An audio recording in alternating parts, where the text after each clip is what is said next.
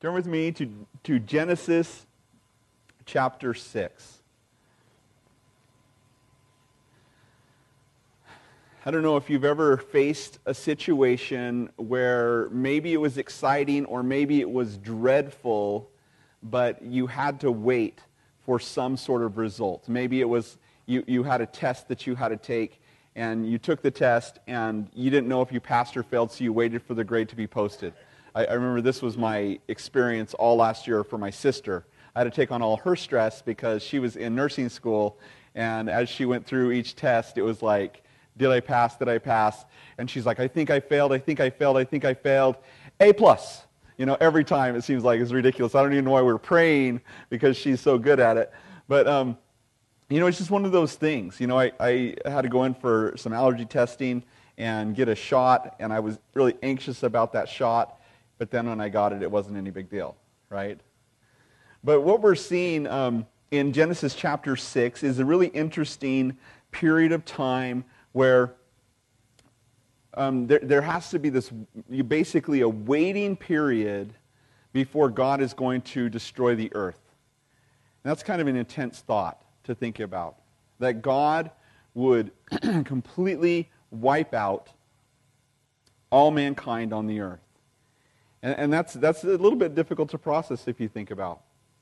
But it says in Matthew chapter 24, I'm just going to read this to you. Jesus said, "Heaven and earth will pass away, but my words will by no means pass away. But of the day and the hour no one knows, not even the angels of heaven, but my Father only. But as the days of Noah were, so also will the coming of the Son of Man be.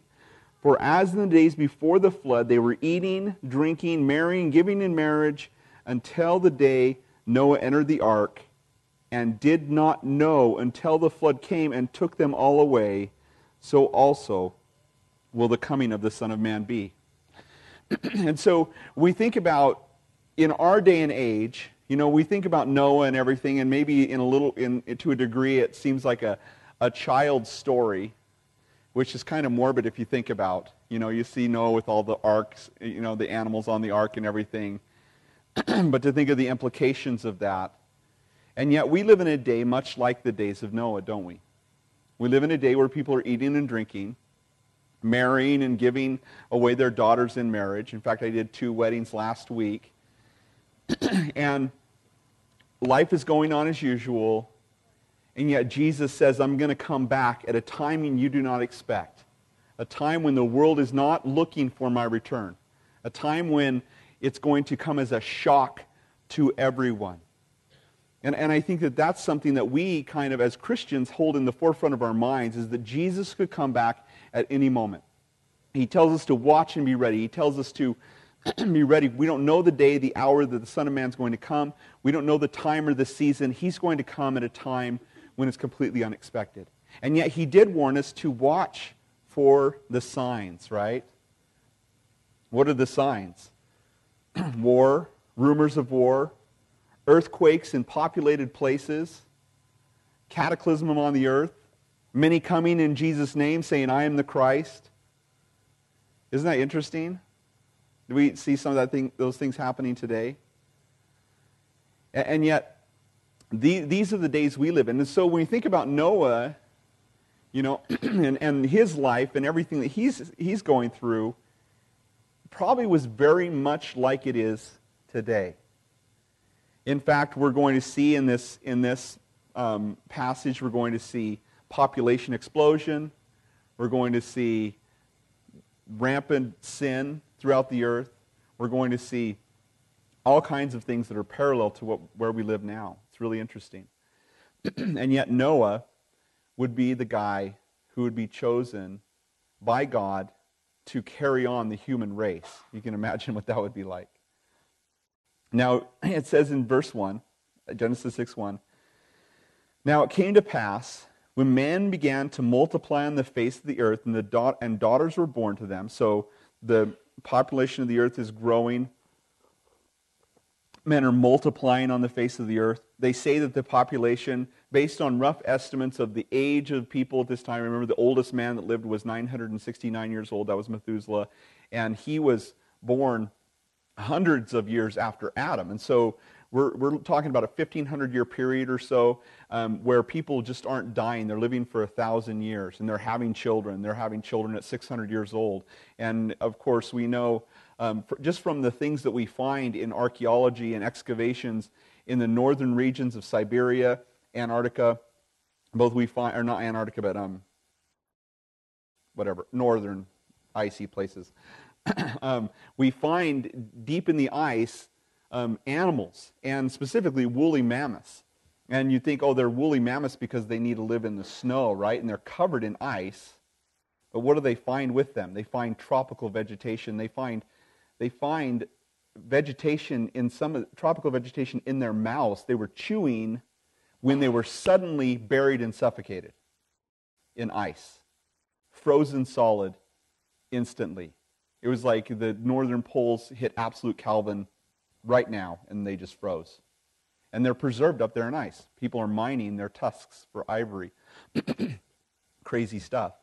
But as they look at their composition, they're basically, as they do autopsies on these animals, they say they died of suffocation. Isn't that interesting? And yet they're massive. They're way bigger than what our modern-day elephants are. And they find elephants that are 4 times the size of our modern-day elephants. And that's what the atmosphere would have been a hyperbaric atmosphere, probably double oxygen at least. And the reason we know that is just because of the size of contemporary animals. We have animals, some of the same animals that we find that are dinosaur bones, we'd call them, are double and triple and even quadruple the size of the ones that are contemporary today. And that's what they've done experiments. There was a guy, I was watching a YouTube video, the scientist had built this hyperbaric chamber underground, and he was growing fish, a piranha. How big's a piranha? Well, they're just those little fish, right? It was like that big. And just a double atmosphere, underwater. And then other animals that he'd grown in there, raised up, double to 4 times as big as they would be in our atmosphere. And so you can imagine this atmosphere that was, or this world that was basically a tropical paradise, the whole world. And it's probably during the flood that there was a shift in axis of the earth, because if the earth was correspondent to the sun as far as its rotation, it would have maintained a equal atmosphere all the way around. It would have gotten equal sun on the northern pole and the southern pole at the same time.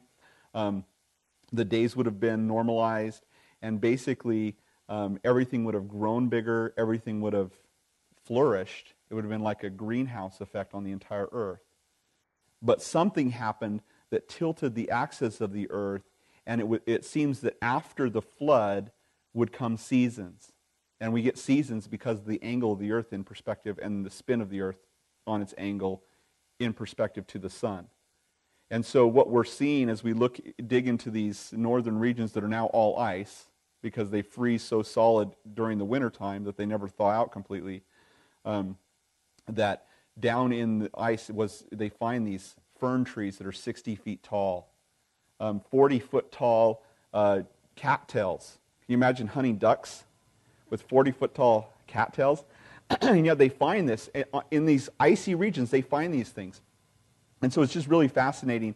The earth that Noah lived in was very, very complementary to man. They say that in a hyperbaric chamber with a double atmosphere, you could run for 100 miles and not get tired because your blood is super oxygenated. You don't get tired. It's the perfect environment. It shuts off the swelling response in the body, and so you could just basically go for it. Do you imagine? Thinking about buying a hyperbaric chamber and just running in it for myself so I can lose some weight. But in all reality, that's the atmosphere that Noah lived in. That's the world Noah lived in. And yet, they estimate from the time of Adam to the time of Noah, the population at a very conservative level, a very conservative calculation, would have been about 7 billion people on the earth. And based on some of the things we've talked about before, what they call out-of-place artifacts, such as a space-age hammer with, chlorine in the iron that's been smelted in some sort of smelting process that we have no knowledge of, found embedded in rock in London, Texas, I think in the 30s, I think is when they found it. And then their conclusion, well, it was an alien dropped it, And yet we know that before the flood, it's very possible that their technology could have been equal to more than ours is today. And that would make a lot of sense when you see some of the hieroglyphic things and crazy things that they're finding around the world, spark plugs, batteries, all kinds of crazy things that are buried in rock. Kind of hard to explain unless there was some sort of advanced civilization before that. But this is a very weird group of people. And we see that starting in verse 2. It says, after the daughters were born to them, as the men were multiplying on the earth, it says that the sons of God saw the daughters of men, that they were beautiful, and they took wives for themselves of all whom they chose. Okay, now I just want to say this right now. This is in the Bible. Okay? It's not Pastor Mike coming up with something weird, and there's a lot of people who've kind of tamed this down. But if we want to be accurate and faithful to what ancient people believed about this, including the historian Josephus, including the translators, the Greek translators of the Septuagint version of the Bible that is older than Jesus. In fact, the Bible that Jesus would have quoted from was the Septuagint. At least that's the one the New Testament quotes from. It translates this in verse 2, and the angels saw that the daughters of men, that they were beautiful. And everywhere in the Bible where this Hebrew word, B'nai Elohim, which means sons of God, is used, it speaks of angels. Even the oldest book of the Bible, in Job chapter 1, it says, now, in verse 6, Job 1:6, it says, now there was a day when the sons of God came to present themselves before the Lord, and Satan also came among them.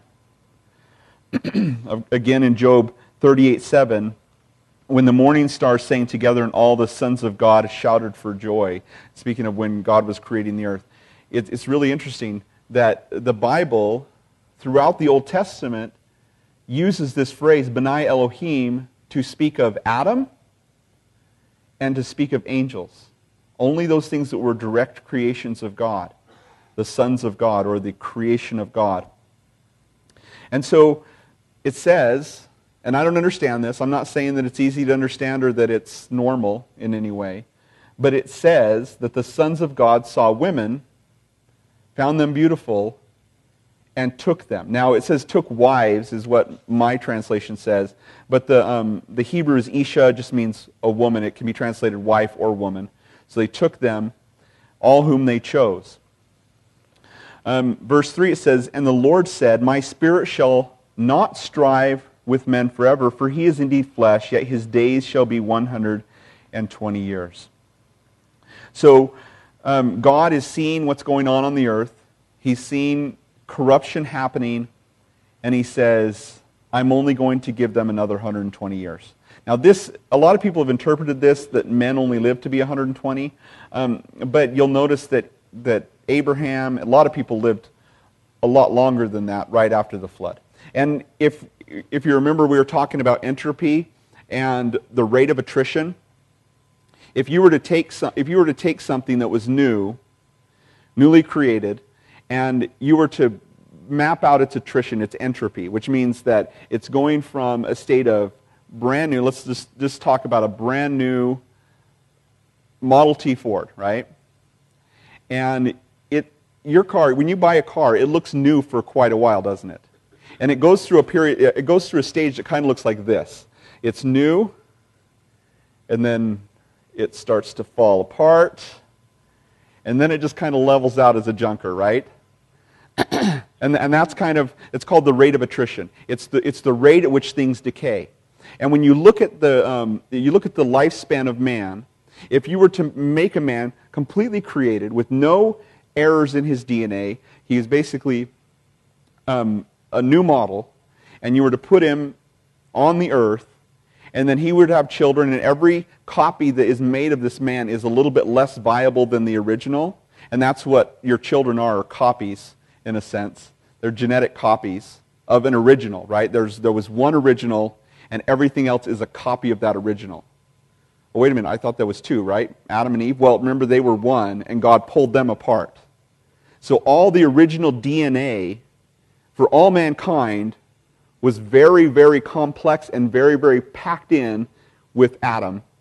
Then God pulled him apart into two, and then they had a child, and that child was very, very similar. I mean, there wasn't much attrition. There wasn't much decay in that first child, or their second child, or their third, or their 100th, for that matter. In fact, there could have been thousands of children, and as they had those children, they all pretty much would have been pretty whole. But then you add environmental causes, birth defects, which weren't very many at the beginning, and just kind of add that out. And what you're going to see is a rate of attrition that kind of goes like this. It's plateaued, starts to dip a little bit, and then it plummets. And then it levels off. And that's exactly, if you take the age of mankind from what the Bible says at the beginning, go through and then level it out to where we are about 80, 90 years, you'll see that it matches the perfect rate of attrition that you would use for any model for rate of decay that scientists use to measure entropy. It's pretty fascinating, kind of scary, because they say within 1,000 years every baby's going to be born stillborn. Just because of DNA corruption. It's a lot different than what we're taught in the public schools, right? You were a monkey, and now you're a human. You're getting better. No, it's not. That's not true. It's just not scientifically true. And that's the sad thing about what the schools teach, is that it does not match up with the facts. That entropy happens, that the second law of thermodynamics can't be denied, that things are declining. And I mean, you notice that there's more allergies, there's more birth defects, there's more autism. It seems like every year it seems like there's more and more and more. And maybe it's just because we're better at diagnosing things, I don't know. But it's amazing. So 120 years from that time into the flood, and notice Methuselah was 969 years old. And this isn't, I'm not reading this, but he's the oldest living guy. This was back in chapter 5. Remember we learned about Methuselah? Died when he was 969 years old. The very oldest man. And yet Methuselah was the son of who? You remember? Enoch, right? The guy who walked with God, and he was not, for God took him. And Enoch, in naming his son, Methuselah, he was prophesying of something.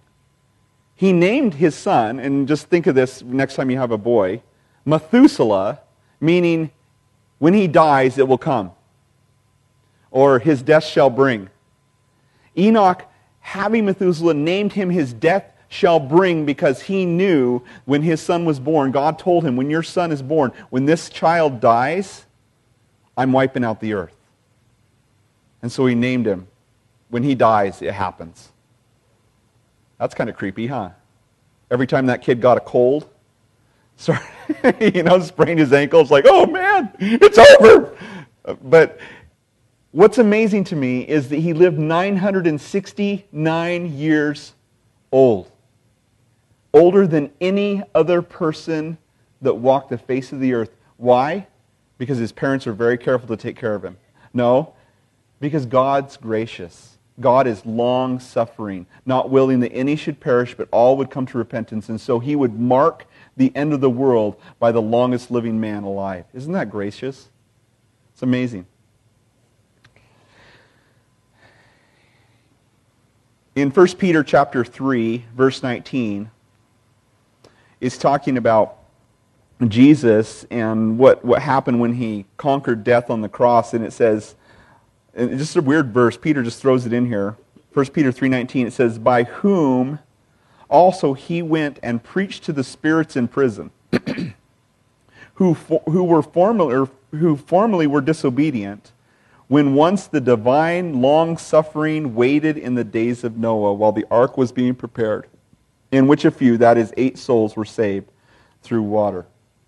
And so Peter's talking about this, and he's basically saying that while God waited. He waited for the ark to be prepared. He waited for all this to happen. He had divine long-suffering. He allowed sin to continue on the earth. And some people will say, well, why doesn't God just come and judge the earth? Why doesn't God just bring justice on the earth? Now, I hope that none of us are those people who are calling for justice. Because in reality, we all deserve what? The lake of fire, right? We all deserve hell. None of us there are none righteous, no, not one.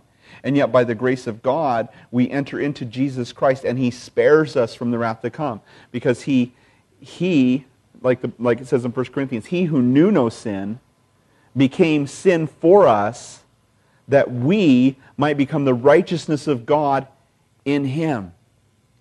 And so what Jesus has done is that He has come, and He, knowing no sin, He died in our place, and that when we put our trust in Him, when we put our life in His hands, I like to say it that way more, when we put our life in His hands, we become, only because of Him, we become the righteousness of God.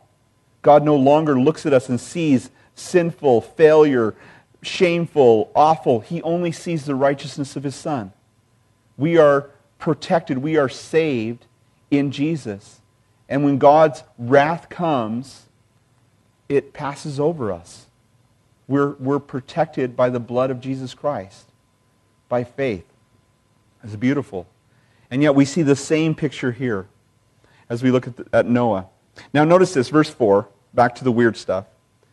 There were giants, the Hebrew is Nephilim, giants on the earth in those days, and also afterwards, when the sons of God came into the daughters of men, and they bore children to them. Those were mighty men who were of old, men of renown. So, there's a couple different theories on this. Now, some people say that these sons of God, it speaks of the righteous line of Seth, and the daughters of men speak of the unrighteous daughters of Cain, right? And so they married basically saying that they were unequally yoked, and that's what that's talking about. It's not talking about angels, it's talking about the righteous people, sons of God, and the unrighteous people, line of Cain. The only problem with that is it betrays the Hebrew text everywhere else where the sons of God are always identified as angels. And the other weird thing about that is that here the offspring is something unnatural. Giants. When you guys, if you were to marry somebody who was a non-believer, would your children be giants? Probably not. Just saying. The other thing that I found really, really interesting, I never thought about this before, but as I was looking at this whole idea of giants and procreation between angels and humans, which seems really bizarre. I admit that's bizarre. Is it possible? It seems it is. How? I don't know. Do they appear as men? It would seem that every time an angel appears to men, that they appear in the figure of a man, right? Not as a rock monster like they showed on the Noah show, if you watched that horrible piece of trash.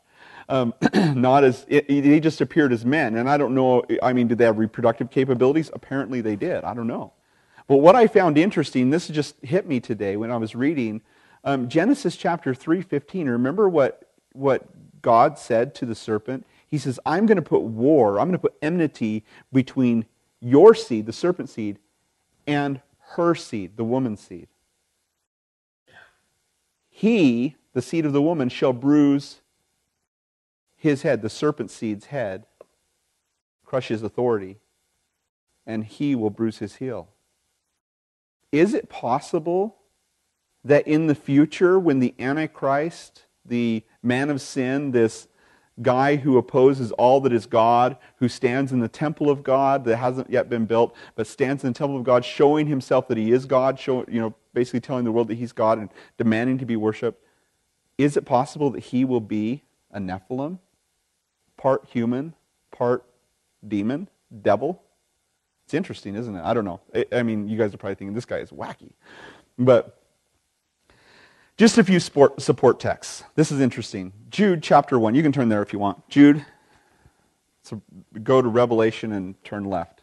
It's the one one-page book right before Revelation. Jude chapter 1, verse 6. There's only one chapter in Jude, so.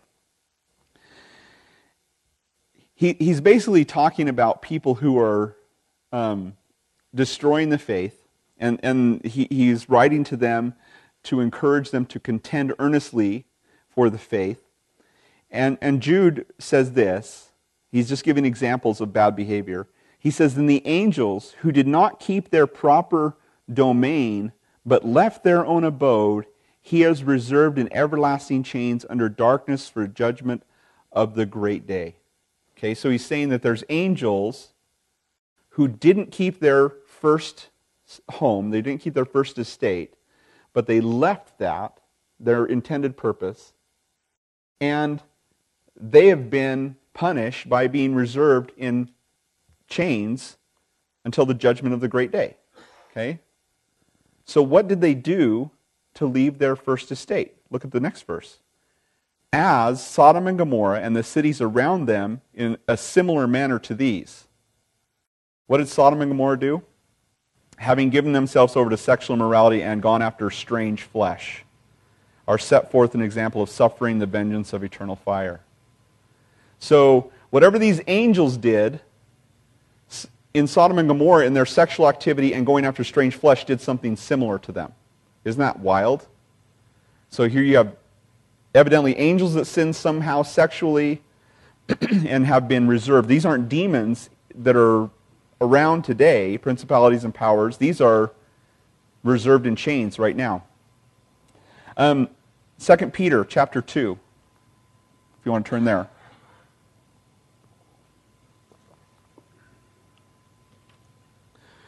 This is kind of bizarre. 2 Peter chapter 2, verse 4, it says, "For if God did not spare the angels who sinned, but cast them down to hell." The Greek is a weird word. It's not the abuso. It's not Gehenna. It's the word actually is Tartaru, which is the only place it's used. It's like a special place. "Cast them down to hell and delivered them into chains of darkness to be reserved, to be reserved for judgment, and did not spare the ancient world, but saved Noah, one of 8 people, a preacher of righteousness, bringing in the flood on the world of the ungodly." So, it would seem connected to Noah's story, these angels who sinned, and these aren't the angels that rebelled against God in the sense that they are demons, because these angels are in chains, being reserved for the day of judgment, right? A lot of people believe that these angels will be the ones that are released when the door is open. Remember when Abaddon or Apollyon comes and he opens the doorway in the earth and these horrible beasts come out of the earth? A lot of people believe that that is one and the same, that these demons that are released on the earth are these who are waiting for the day of judgment, bound in Tartaru. Just an interesting thought. And so something's really wrong here on the earth. Giants roaming the land, and they do find interesting, bizarre skulls around the earth. You know, in Peru they found a giant skull, and it had different head plates in it. You know, and a lot of times, you know, you can't find these types of artifacts because they don't like to publish them very much. You know, you find a lot of a lot of them in scientific magazines, but they quickly disappear. Why? Well, because they completely unravel the idea of evolution. You know, if there are giants in the earth, there's giants in the earth today. There's people that have, you know, that are 9 feet tall around today. But these people seem to be something that was unnatural. Even if you think about some of the Greek mythology, you know, demigods and, you know, all the half man, half beast type things that you read about in Greek mythology, could it be that some of those ideas came from this? Interesting. It's hard to say, but try not to be too dogmatic, but it's just really interesting. It says, verse 5, Genesis 6 again. "The Lord saw that the wickedness of man was great in the earth, and that every intent of the thought of his heart was only evil continually." Can you imagine that? that everything that everybody thought, every intent, not just the thoughts of man were evil continually, but the intent behind the thought. It's the the spirit of the man is completely corrupted to where he can't even have a pure thought. He can't even have a loving thought or a gentle thought. I don't know, maybe you have felt that way a little bit before you knew Jesus, you know? I think I've been in places like that when I was young and confused and didn't know the Lord. You know, that thoughts, you know, I heard one time that an 18-year-old boy has a sexual thought every 5 seconds. Could you imagine that? Just bombarded with sexual thoughts all day long. It's crazy to think about. But that's what the world was like then, and probably is getting more and more like that now. You know, and I think of our society, we are having evil pumped into our lives. Do you realize that? It doesn't matter where you go. There's images on billboards. There's TV. You know, there's internet. You know, smartphones. Everything. It's like evil is constantly before our eyes. Evil is constantly being pushed at us. How hard would it be to corrupt an entire society? We've seen probably since just I would say the 80s, probably 90s, we've seen a culture that saw homosexuality and homosexual behavior as a mental illness go to the place where now homosexuality and homosexual behavior is considered normal and actually almost even to the point where it's preferred, you know, as some sort of a celebrated thing. You know, it's bizarre what has happened within our culture just within the last few years. And we're seeing, you know, just more and more problems arising, more and more wickedness. To think about that, you know, going after strange flesh, going after something that you were not intended for. And yet that's what Romans 1 tells us, doesn't it? It says that they were given over. Let's look at Romans chapter 1 real quick.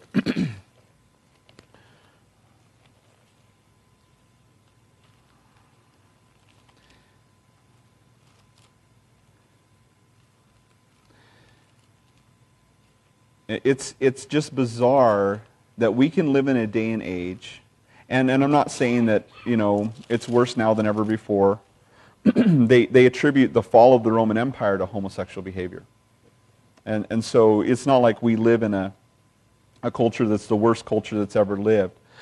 But I could see where we could easily go from a place of, you know, even national revival to a place of complete change in even the church. You know, we're seeing that, and there's kind of a war within the churches today of, you know, shall we marry homosexual couples? You know, that's kind of a scary place for churches to be, because how quickly it goes from, you know, hey, we're going to accept this type of lifestyle to we're going to shut all these churches down that won't. You know, that happens so quickly. But it says in Romans chapter 1, I thought I was there. It says, verse 18, "For the wrath of God is revealed from heaven against all ungodliness and unrighteousness of men who suppress the truth in righteousness, because what may be known of God is manifest to them, for God has shown it to them. For since the creation of the world, his invisible attributes are clearly seen, being understood by the things that are made, even his eternal power and Godhead, so that they are without excuse. Because although they knew God, they did not glorify him as God, nor were they thankful, but became futile in their thoughts, and in their foolish hearts were darkened. Professing to be wise, they became fools, and changed the glory of the incorruptible God to an image made like corruptible man, birds, and four-footed animals, and creeping things. Therefore God also gave them over to uncleanness in the lust of their hearts, to dishonor their bodies amongst themselves, who exchanged the truth of God for a lie, and worshipped and served the creature rather than the Creator, who is blessed forever. Amen. For this reason God gave them up to vile passions, for even their women exchanged the natural use for what was against nature. Likewise, also, the men, leaving their natural use of the woman, burned in their lust for one another, men with men, committing what is shameful, and receiving in themselves the penalty for their error which is due. And even as they did not like to retain God in their knowledge, God gave them over to a debased mind to do those things which are not fitting, being filled with all unrighteousness, sexual immorality, wickedness, covetousness, maliciousness, full of envy, murder, strife, deceit, evil-mindedness. They are whisperers, backbiters, haters of God, violent, proud, boasters, inventors of evil things, disobedient to parents, undiscerning,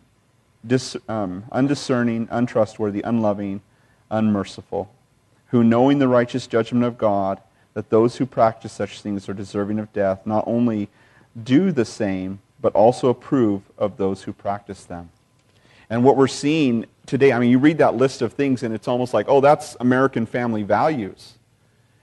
And so he's saying not only those who do those things, but now we're seeing a huge swell within the church of those who approve of those who do those things. So I may not be a homosexual, but I think it's okay. And there's a paradigm shift happening within our culture right now. And so you can see where we could go from, even a good place in a national sentiment towards God and what is right and doing the right thing, to quickly move away from that into something that is completely coming from a darkened mind. And that's where they were. The thoughts of their heart were only evil continually. And yet, what are we as Christians to do? Now, I think that as Christians, we're in a dangerous place. It's almost as though if someone were to wrong you and you to become bitter. Because I see the church, there's this divide happening where one side is going off in the wrong direction and the other side is recoiling to that. And it's so easy when you've been wronged or somebody's hurt you to all of a sudden lash out against that person in bitterness.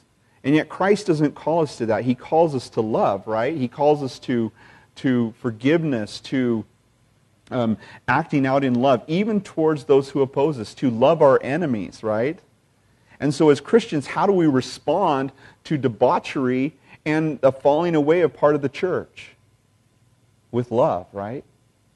With concern for them. It's like Paul told Timothy, he says, the servant of the Lord is to not quarrel, but to be patient, that he would hopefully win those people who've been captured by the snare of the devil, that they might be set free, that they might be granted repentance. And that's how we are to be loving, not judgmental towards people who see things differently than we do, but loving towards them. And as we see our culture plummet, we have to guard against becoming bitter, becoming cynical, becoming, oh, look at those people, or becoming haters. You've seen the sign people, right? Right? Those people in Florida or wherever that hold up the signs, God hates fags and stuff like that. No, he doesn't hate them. He sent his son to die for them. And so our position should be, turn to Jesus. You're seeking for something to fulfill your soul, and nothing is satisfying you. You need Jesus because he's the only thing that can satisfy. He's the only thing that can fill that void, the only thing that can quench that thirst.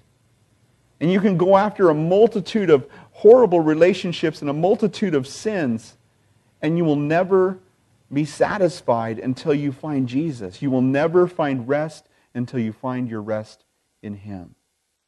And that's the reality.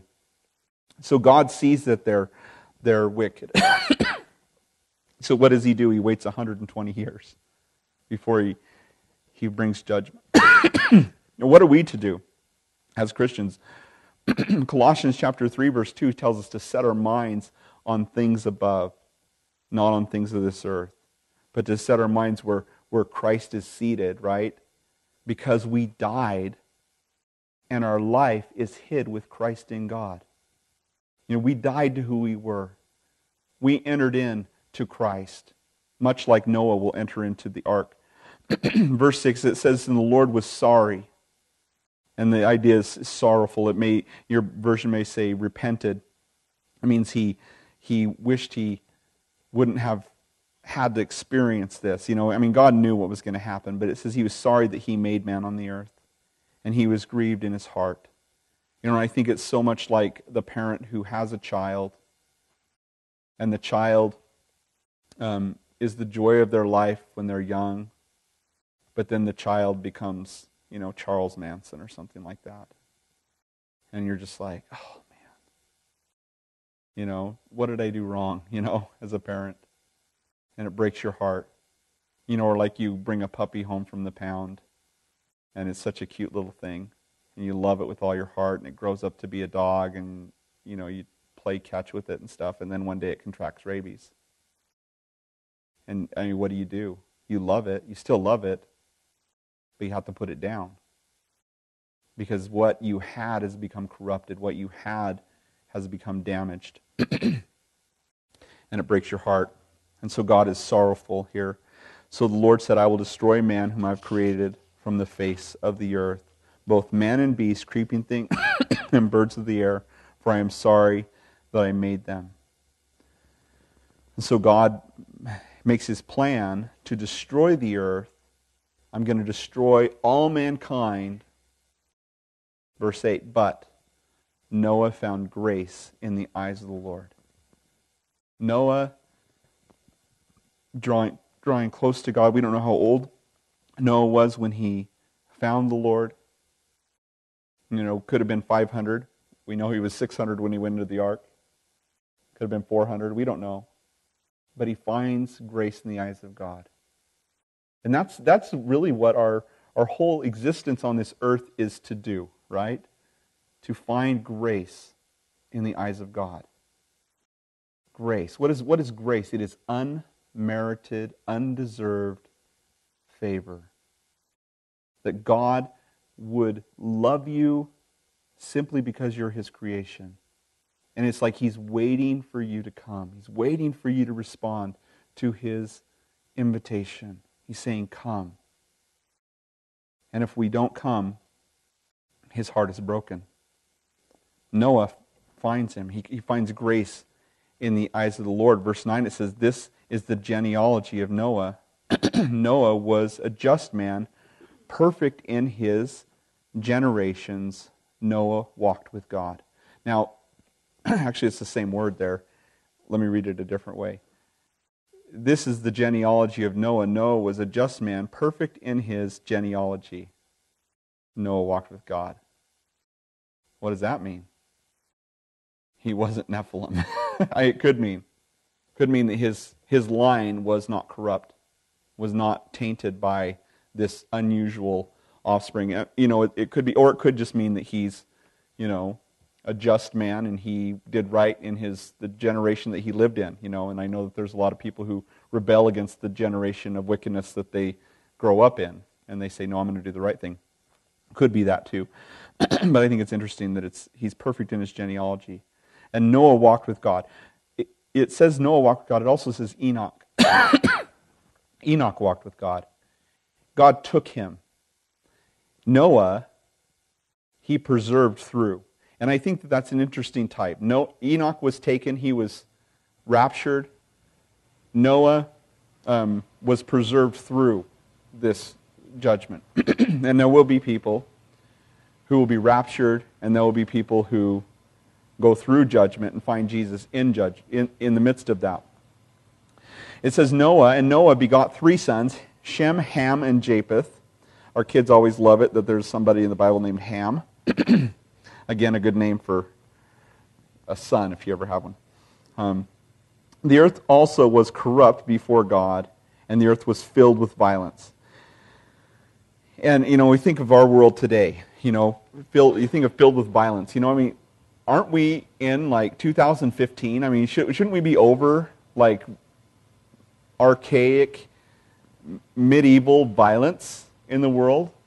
And look at the race riots that are that have been happening back east.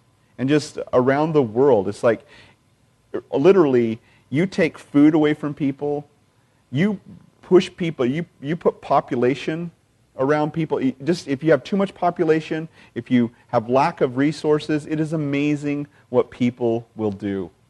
I mean, the basest of humankind comes out. People get mad, begin to riot because somebody, of their kind was killed or something like that, whatever group they associate themselves with. It's amazing what people will do. Verse 12, it says, "So God looked upon the earth, and indeed it was corrupt, for all flesh had corrupted their way on the earth. And God said to Noah, the end of all flesh has become before me, for the earth is filled with violence through them, and behold, I will destroy them with the earth." And that's difficult, to think about. And yet, God didn't seem to see any other way around this. But notice what he tells Noah to do. Make yourself an ark of gopher wood, probably cypress. We're not sure. Make rooms in the ark, or nests is the word, nests or pens in the ark, and cover them inside, and cover it inside and outside with pitch. Now that's not the normal way you would build a barge. You would cover it on the outside with pitch so water can't get in, right? The weird thing about this word pitch is it's the same word later that is used for ransom or atonement in the Bible. Something that covers a sin, right? Like Jesus gave us an atonement. He says, cover this ark inside and outside with atonement or pitch. And this is how you shall make it. The length of the ark shall be 300 cubits, its width 50 cubits, its height 30 cubits. So if you were to look at a normal, what we would consider a biblical cubit, would be about 18 inches or so. Different cultures had different cubit sizes, anywhere from 18 inches to 22 inches. But let's just assume it was 18 inches. It would be 450 feet long, 75 feet wide, and 45 feet tall. Now, a lot of people will look at the Bible and they'll say there is no way that you could make an ark and put all the animals in it. It just seems like a fairy tale to people, right? And I get that. But if you look at the dimensions of this barge, it's interesting because it's a perfect 6-to-1 ratio in its design. Now, most battleships are about a 7-to-1 ratio, but they're also built for cutting through the water and moving fast. And yet this would be the perfect design, and they've done studies in waters, in like wave pools and stuff. This is the 6-to-1 ratio is the perfect design for buoyancy in rough seas. This thing, you could not capsize this thing. There is no way you could capsize, and the dimensions are perfect. The height, its draft line would have been about 15 to 20 feet off, depending on the weight load. It would have been about 15 to 20 feet off the bottom, and it would have sat on the water, and even a 90-degree wave wouldn't tip the thing over. It's pretty amazing. How did Noah figure all those specific calculations out on what would be the perfect size of the barge? If he'd have made it any taller, it would have been easily capsized. If he made it any shorter, and yet it's perfect. It's perfect for a seaworthy vessel. Not a traveling vessel necessarily, but something to just float. And, it's amazing. Verse 16, it says, "You shall make a window for the ark, and you shall finish it a cubit from above, and set the door of the ark on its side, and you shall make it with lower, second, and third decks." And so he's saying, you're going to build the door up high. You're going to, basically the door's going to flap down, kind of like a ramp. It would have been, probably the door would have been just above the draft line, how deep the boat would have sat in the water. Now, with lower, second, and third decks, the size of this ark would have been the size of 522 boxcars on a train. That would be the dimensions of this ark. Now, there are about 1,600,000 species of animals on the earth, but there are only 18,000 species of animals that would have needed to have been on the ark, because most of the species of animals are in the sea. They don't need to be preserved in a water flood, right? And so only about 18,000 species of animals, and so you double that to 32,000 animals that would have had to been on this ark, and yet there would have been a room in, and you figure the average size animal is just a bit smaller than a sheep.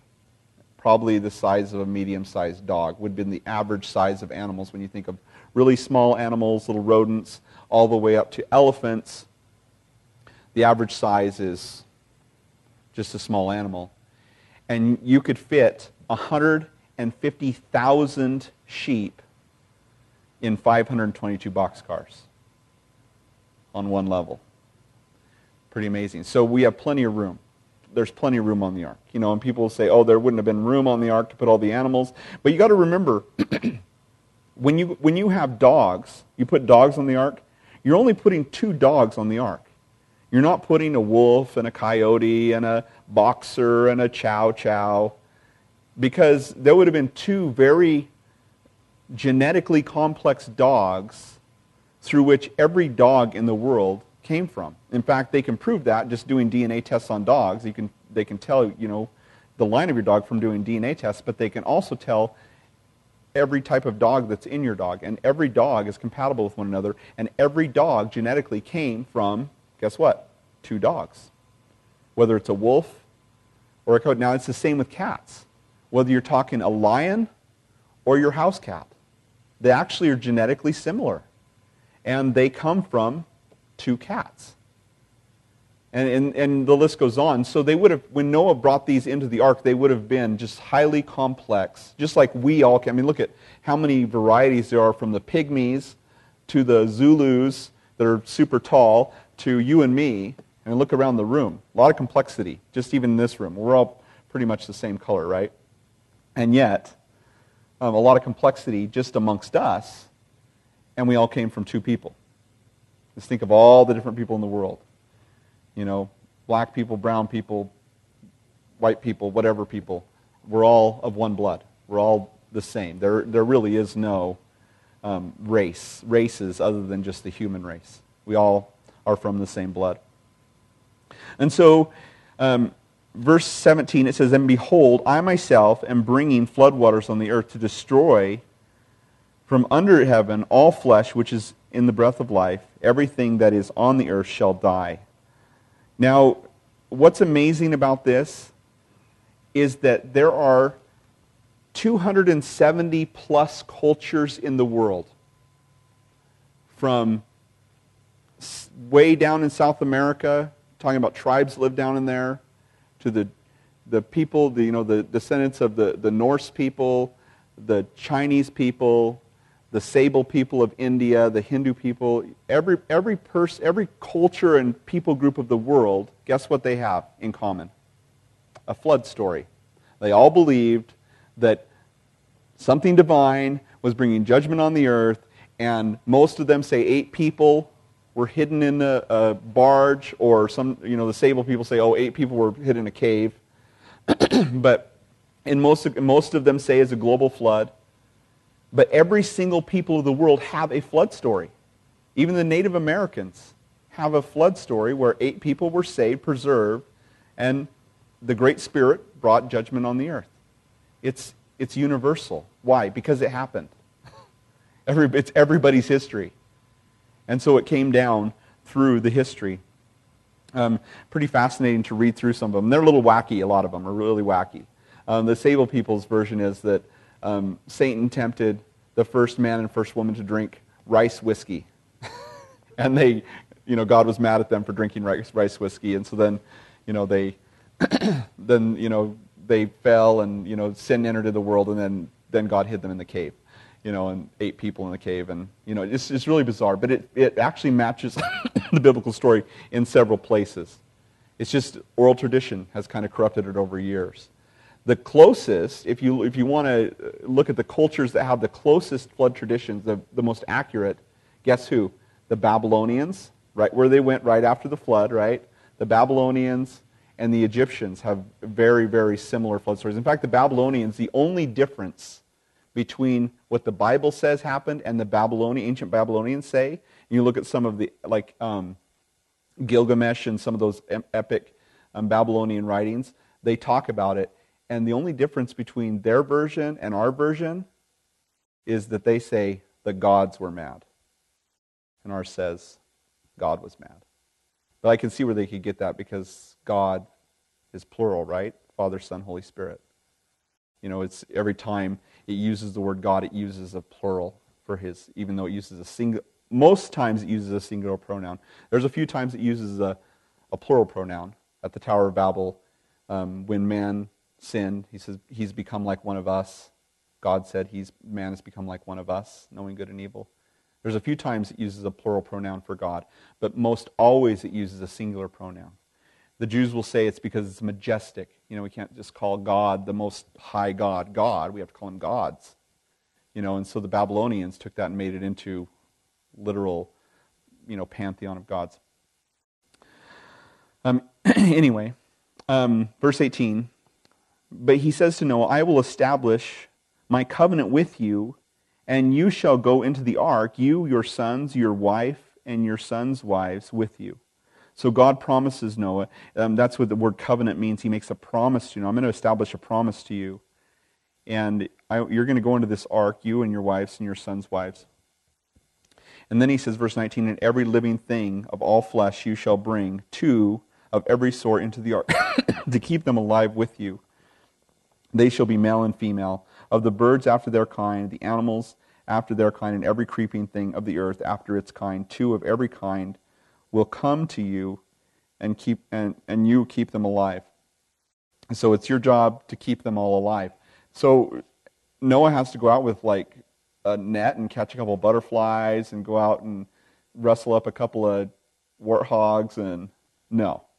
In fact, it tells us in the next chapter that God brought them to the ark. So these animals, whatever they were, whatever animal species they were, God chose two of each one, and it'll tell us later, 7 of each clean animal, and he would bring them to the ark. They'd migrate to the ark.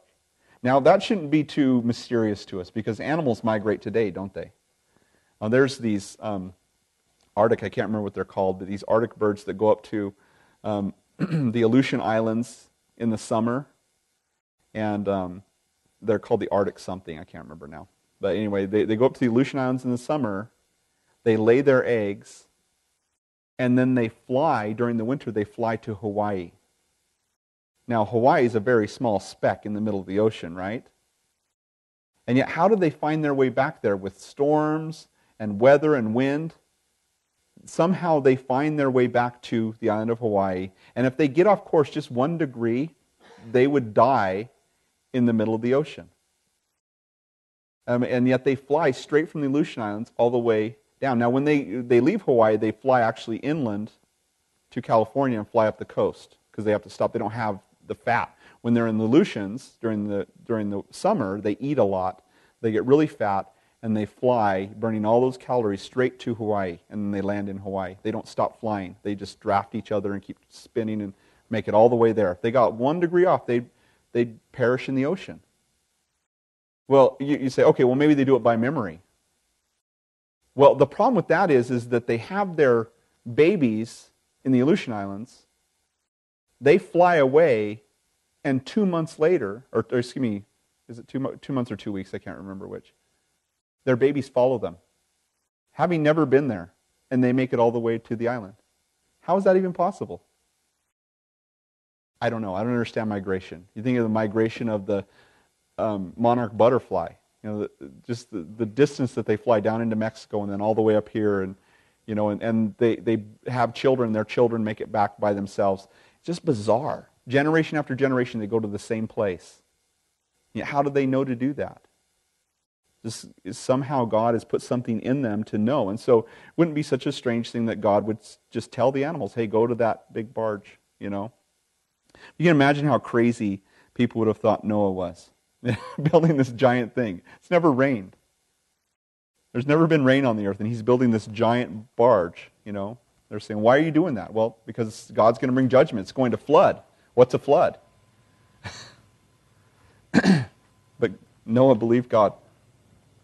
So his job is going to be collect food build the ark, collect food enough for you. And it says, verse 21, and you shall take for yourself all food that is eaten, and you shall gather it to yourself, and it shall be food for you and for them. Thus Noah did according to all that God commanded him, so he did. That's interesting. God told him to do it, and he did it, right? Oh, I hope that that's true of our lives, that if God speaks to us, tells us to do something, that we are obedient, we do it. I was hoping to get all the way to chapter 8 tonight, but it didn't happen because I got caught up on all the weird stuff in the first couple verses. But we'll end there tonight.